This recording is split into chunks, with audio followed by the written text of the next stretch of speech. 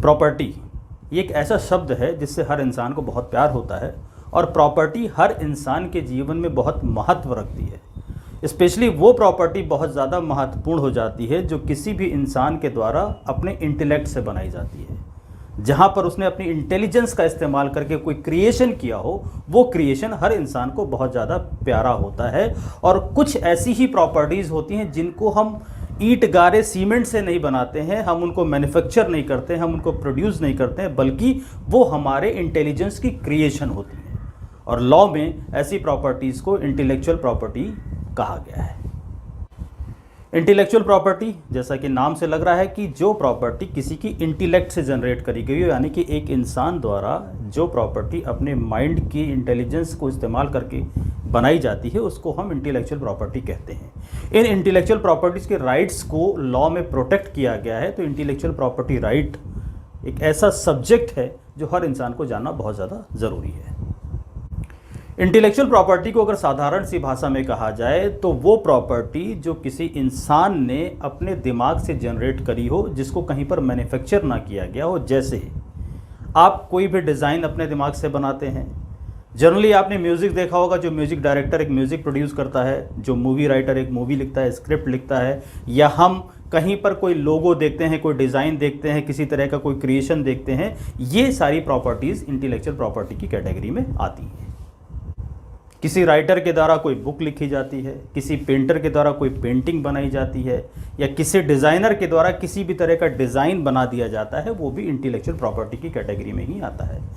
इसको अकाउंट्स की भाषा में इंटेंजिबल प्रॉपर्टी कहा जाता है और ये इनडिविजिबल होती है। इसको हम पार्ट्स में डिवाइड नहीं कर सकते, जैसे हम नॉर्मली जो टेंजिबल प्रॉपर्टीज़ होती हैं, कोई मकान है, कोई लैंड है, इनको हम पीसेस में डिवाइड कर सकते हैं, लेकिन इनटेंजिबल प्रॉपर्टीज़ को डिवाइड नहीं किया जा सकता। जैसे जैसे संसार का डेवलपमेंट होता गया, उसी तरीके से उसी के साथ साथ इंटेलेक्चुअल प्रॉपर्टीज़ को प्रोटेक्ट करने के लिए सरकार के द्वारा इंटेलेक्चुअल प्रॉपर्टी लॉज बनाए गए और इंटेलेक्चुअल प्रॉपर्टीज़ को डिफरेंट कैटेगरीज में बांटा गया। नॉर्मली 7 तरह की ऐसी प्रॉपर्टीज़ हैं जिनको इंटेलेक्चुअल प्रॉपर्टी की कैटेगरी में रखा गया है,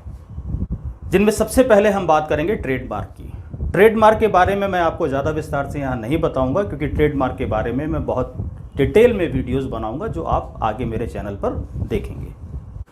नेक्स्ट कैटेगरी होती है कॉपीराइट्स की। कॉपीराइट का मतलब कि जहां पर कोई प्रॉपर्टी मैंने अपनी इंटेलेक्ट से बनाई है और उसको मैं किसी और पर्सन को कॉपी करने की परमिशन देता हूं, तो वो मेरा कॉपीराइट कहलाता है। जैसे आपने ये देखा होगा कि बहुत सारे पुराने गाने जो आज रीमिक्स होकर के दोबारा से मार्केट में फ्लोट किए जाते हैं, तो वो प्रोड्यूसर, वो लिरिक्स राइटर जिसने वो ओरिजिनली गाना बनाया होता है, वो म्यूज़िक कंपोज़र जिसने उस गाने को कंपोज किया होता है, आज अगर कोई म्यूज़िक डायरेक्टर उस गाने को रीमिक्स करके मार्केट में लाना चाहता है तो उसे उस ओरिजिनल प्रोड्यूसर से, ओरिजिनल कंपोज़र से उसके कॉपीराइट्स लेने पड़ते हैं, क्योंकि ये उस ओरिजिनल प्रोड्यूसर की कॉपीराइट है, उसका इंटेलेक्चुअल प्रॉपर्टी है। तो वो म्यूज़िक कंपनी जिसके पास उस गाने के राइट्स हैं, उस म्यूज़िक के राइट्स हैं, आज अगर मैं उस गाने को रीप्रोड्यूस करना चाहता हूं तो मुझे उस कंपनी से कॉपीराइट्स खरीदने पड़ेंगे, उसके बाद ही मैं इसको मार्केट में दोबारा से ला सकता हूं। पेटेंट इंटेलेक्चुअल प्रॉपर्टी की नेक्स्ट कैटेगरी है। पेटेंट का मतलब होता है जहां पर किसी व्यक्ति के द्वारा अपनी इंटेलिजेंस का इस्तेमाल करके कोई नया क्रिएशन किया गया हो, उसने कोई नया फार्मूला बनाया हो, उस फार्मूले से उसने कोई गाड़ी बना दी हो, किसी तरह का कोई आविष्कार कर दिया हो। जैसे आपने सुना होगा एडिसन ने बल्ब का आविष्कार किया, भाप का इंजन जिसने बनाया,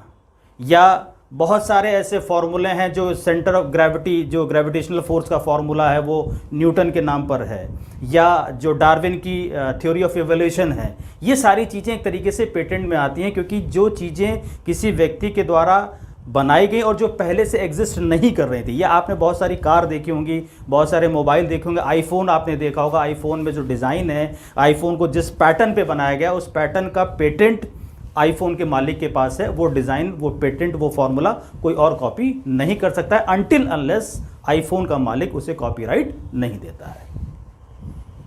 इंटेलेक्चुअल प्रॉपर्टी की नेक्स्ट कैटेगरी होती है इंडस्ट्रियल डिज़ाइंस। इंडस्ट्रियल डिज़ाइंस का मतलब जहाँ पर किसी व्यक्ति के द्वारा कोई विजुअल शेप क्रिएट किया गया, किसी पर्टिकुलर आइटम का कोई पर्टिकुलर डिज़ाइन क्रिएट किया गया, उस डिज़ाइन में एक स्पेसिफिक कलर का कॉम्बिनेशन किया गया, या उस कलर कॉम्बिनेशन डिज़ाइन इन सब का एक कॉम्बो पैक बना करके वो चीज़ क्रिएट की गई जो पहले से एग्जिस्ट नहीं कर रही थी, तो इस क्रिएशन को इंडस्ट्रियल डिज़ाइन की डेफिनेशन में रखा गया है। ट्रेड सीक्रेट्स, ये अगली कैटेगरी है इंटेलेक्चुअल प्रॉपर्टी की। ऑल्दो इंडिया में, इंडियन लॉ में कोई भी फॉर्मल प्रोटेक्शन अभी तक ट्रेड सीक्रेट्स को नहीं दिया गया है, लेकिन फॉरेन कंट्रीज़ में ट्रेड सीक्रेट्स को लेकर के बहुत स्पेसिफिक लॉ बने हुए हैं। ट्रेड सीक्रेट का मतलब, आप थम्स अप पीते हैं, कोक पीते हैं, उसका एक स्पेसिफिक स्वाद होता है, वो टेस्ट आपको दूसरे ड्रिंक में नहीं मिलेगा। या वो लोग जो सिगरेट पीते हैं, जो मसाला खाते हैं, या आप मैगी खाते हैं, मैगी का एक स्पेसिफिक टेस्ट होता है, तो वो टेस्ट जिन इंग्रेडिएंट्स को मिला करके बनाया जाता है उसको ट्रेड सीक्रेट कहा जाता है। इंडिया में ट्रेड सीक्रेट्स को प्रोटेक्ट करने के लिए बहुत ज़्यादा लॉज नहीं है, बट फॉरेन कंट्रीज़ में इसको लेकर के बहुत स्ट्रिक्ट लॉज बनाए गए हैं कि अगर आपने कोई स्पेसिफिक टेस्ट जनरेट किया है अपने प्रोडक्ट का, तो वो टेस्ट कोई दूसरा मैन्युफैक्चरर अपने प्रोडक्ट्स में नहीं ला सकता है। ये इंटेलेक्चुअल प्रॉपर्टी सुन के शायद आपको अजीब लगेगा, लेकिन ये है, इसको कहते हैं प्लांट वैरायटीज़।